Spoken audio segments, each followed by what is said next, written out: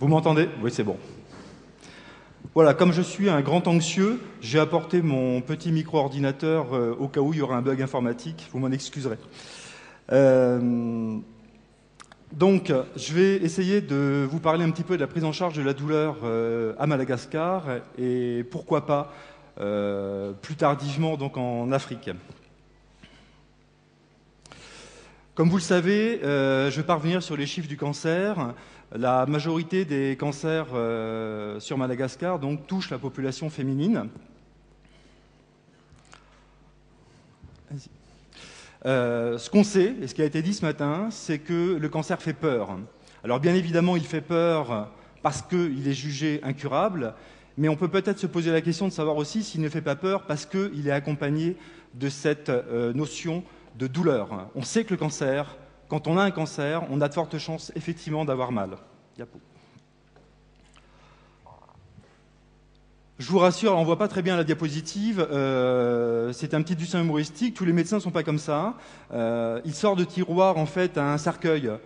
C'est pour essayer justement de lutter contre les idées reçues, puisqu'aujourd'hui, l'annonce diagnostique d'un cancer, ce n'est pas forcément effectivement la fatalité et la mort.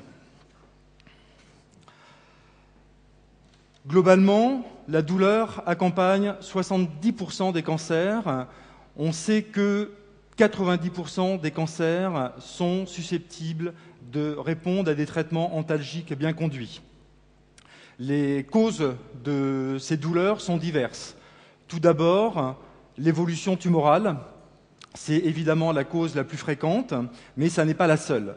Vous savez que les traitements, que ce soit d'ailleurs les investigations diagnostiques ou tout simplement les traitements, chirurgie, radiothérapie, chimiothérapie, peuvent également provoquer des douleurs, et notamment des douleurs neuropathiques, qu'elles soient transitoires ou malheureusement parfois séquelaires. Ces douleurs sont d'autant plus importantes qu'elles s'accompagnent d'une altération de l'état général, d'un état de dénutrition, sans compter bien évidemment des pathologies intercurrentes qui peuvent venir aggraver les tableaux douloureux. Les conséquences de cette douleur, vous les connaissez bien, surtout ceux qui ont déjà été malades, mais il faut savoir qu'elles sont particulièrement dramatiques puisqu'elles touchent beaucoup de domaines. Tout d'abord, donc, les conséquences physiques, diminution des capacités fonctionnelles, diminution des résistances physiques, troubles du sommeil. Suivante. Et nous avons tous en image des corps dénutris avec des malades qui, alités, ne peuvent quasiment plus bouger et n'ont quasiment plus la force non plus de parler. Suivante. Le retentissement psychologique n'est pas du tout anodin. Je vous ai mis un certain nombre de noms qui peuvent entourer la douleur. Au premier plan, bien évidemment, c'est l'angoisse, c'est un véritable état de détresse, et puis, à terme, la dépression avec tout le cortège qui peut l'entourer. Suivant. Ça, pour moi, ça représente effectivement un masque de souffrance, un masque de tourment. Suivant. On parle peu des répercussions sociales et familiales. Les témoignages qu'on a eus ce matin les évoquaient véritablement. Et ça, je crois que c'est vraiment quelque chose qui doit être mis en avant.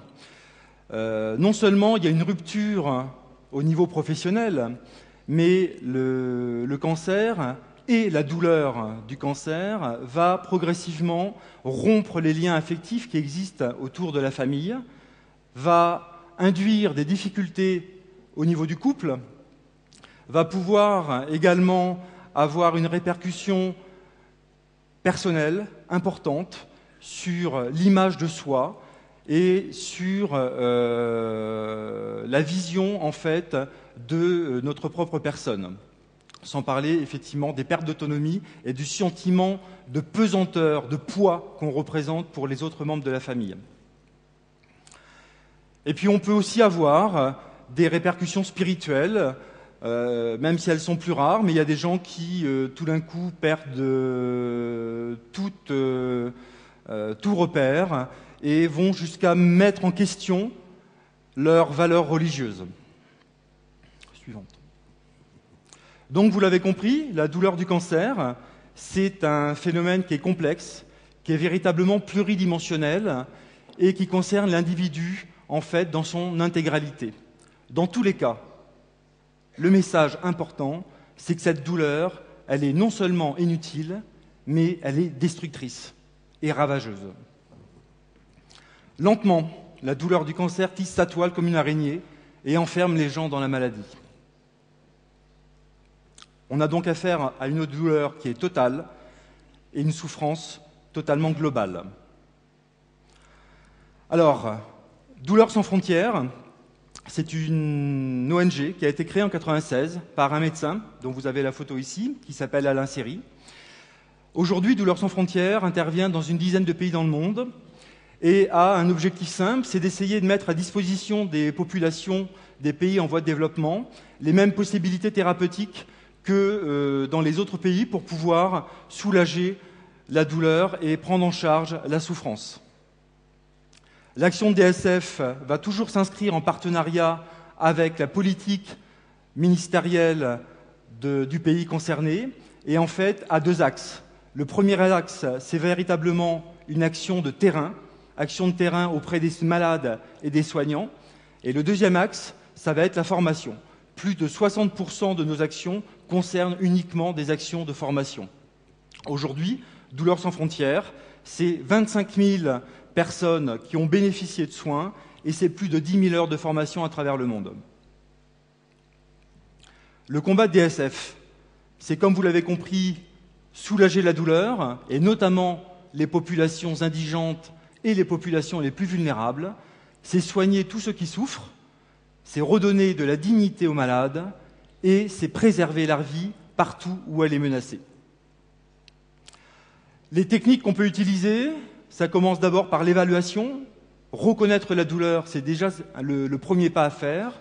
Et ensuite, ça peut aller de la simple prise de médicaments, dont le chef de file est la morphine, puisqu'on sait que malheureusement, la grande majorité des douleurs va requérir un accès à la morphine, à des techniques beaucoup plus sophistiquées, telles que les pompes à morphine ou des actes de stimulation, par exemple, ou de neurochirurgie. Non seulement donc il s'agit de former le personnel à prendre en charge la douleur, mais également les symptômes de fin de vie et avoir une formation de soins palliatifs. L'essentiel et le but de Douleurs sans frontières, c'est bien évidemment de travailler dans une optique d'autonomie future pour que chaque pays puisse à terme acquérir une compétence et un savoir qu'il puisse s'approprier. Alors, je vous ai mis deux petits dessins qui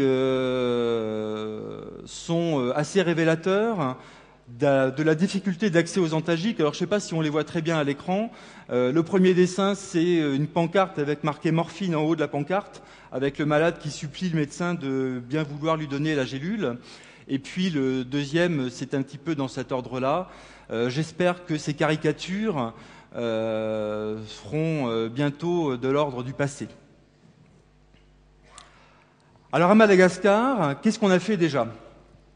On a déjà entamé une action de sensibilisation, formation de professionnels de santé dans deux services que sont l'oncologie et le service des urgences de l'hôpital JRA, avec un partenariat qui s'effectue au chevet des malades, entourés par les soignants. C'est un véritable en fait compagnonnage. On a également créé un comité de lutte contre la douleur qui est maintenant présidé donc par un médecin de la JRA. Nous avons instauré un centre ressources et de documentation sur la douleur et puis nous intervenons en appui à l'élaboration de différents protocoles thérapeutiques. Il y a actuellement dans chaque service des référents douleurs. Un staff hebdomadaire est organisé autant que possible de Paris pour discuter de certains cas cliniques. Et puis, bien évidemment, au-delà de l'action qui se situe sur la JRA, nous avons des perspectives en tâche d'huile, à savoir, dans un premier temps, toucher les autres hôpitaux de Tana, ensuite pouvoir s'étendre aux autres régions de façon à ce que chaque région de Madagascar puisse avoir en fait un centre de ressources et de lutte contre la douleur. Un projet qui nous tient à cœur et sur lequel nous travaillons très activement avec l'appui de l'UNICEF, c'est un projet de prise en charge globale de l'enfant. En effet, donc, la population infantile actuellement bénéficie des mêmes soins que les adultes et on s'est très vite rendu compte que ces soins sont peu appropriés et que l'enfant nécessite tout particulièrement une approche médicale mais aussi psychosociale importante. L'idée, c'est de prendre en charge ces enfants à l'hôpital et de pouvoir étendre cette action jusqu'à leur retour à domicile en pouvant favoriser justement le suivi de ces enfants et essayer de faire que leur désinsertion de leur milieu social et surtout familial soit le plus faible possible. Comment s'appuyer tout simplement sur à la fois une équipe infirmière, psychologue, et toujours de la même façon, compagnonnage et formation. Le but, c'est d'entourer l'enfant d'une véritable prise en charge globale. Mais je vous ai dit que DSF, c'était aussi donc de la formation et de l'enseignement. Très prochainement va commencer un diplôme universitaire d'évaluation et de traitement de la douleur. Nous avons d'autres projets. La création d'un diplôme universitaire de soins de support en cancérologie, des modules douleurs qui viendront s'intégrer dans différents cursus de formation, des modules également de sensibilisation, ou du moins un module de sensibilisation au cours des études de médecine, un module douleurs et soins palliatifs au sein du cursus des écoles paramédicales, que ce soit l'école d'infirmiers, que ce soit les sages-femmes, les infirmiers anesthésistes, un module douleur au sein des études de pharmacie, et puis DSF, c'est aussi promouvoir toute démarche de formation médicale, quelle qu'elle soit, tout ça en partenariat donc avec le Conseil national de l'ordre des médecins. Enfin, au-delà du fait de favoriser les échanges entre les professionnels de santé, nous avons aussi, avec le réseau des radiothérapeutes malgaches, tenté de créer un réseau douleur à travers l'océan Indien qui sera, je l'espère, une vraie dynamique qui pourra s'appuyer donc sur le professionnalisme des soignants, mais également qui pourra leur apporter un dynamisme véritablement scientifique de haute volée. Je vous ai mis là nos partenaires et j'en profite tout spécialement pour remercier Cynthia, à la fois de la confiance qu'elle nous a accordée dans ce partenariat et également de l'amitié qu'elle veut bien me donner. En pratique, il y a 7 diapositives. Alors comme je ne peux pas les faire dérouler maintenant, je voudrais bien les faire dérouler progressivement en attendant mon signal. Ce que je voulais vous dire rapidement avant de clôturer donc mon intervention, c'est que ressentir la douleur aujourd'hui, ça n'est ni une tare, ni une maladie honteuse. Ce serait plutôt, en fait, le signe d'une certaine sensibilité. Sensibilité, c'est une vertu aujourd'hui trop souvent décriée et qui confère pourtant à l'homme sa dignité. Ne pas reconnaître la douleur, ne pas entendre les plaintes, c'est assimiler le malade à une chair sourde et aveugle. Nous avons aujourd'hui les moyens de traiter 90% des douleurs cancéreuses. Malheureusement, beaucoup de murs se dressent encore devant nous.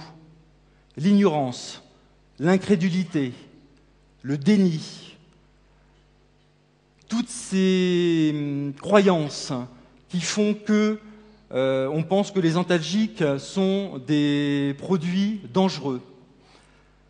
Quand ça ne va pas, jusqu'à la résignation. Alors non, ne soyons pas résignés. Soulager les souffrances, prendre en charge la douleur, c'est offrir aux malades la possibilité de vivre libre, de pouvoir continuer à aimer, plutôt que de mourir dans un monde de solitude et de souffrance. Regardons la douleur en face.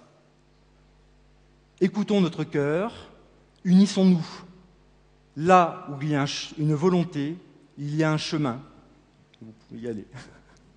C'est pas tout à fait synchro, je m'en excuse. Je vous remercie beaucoup.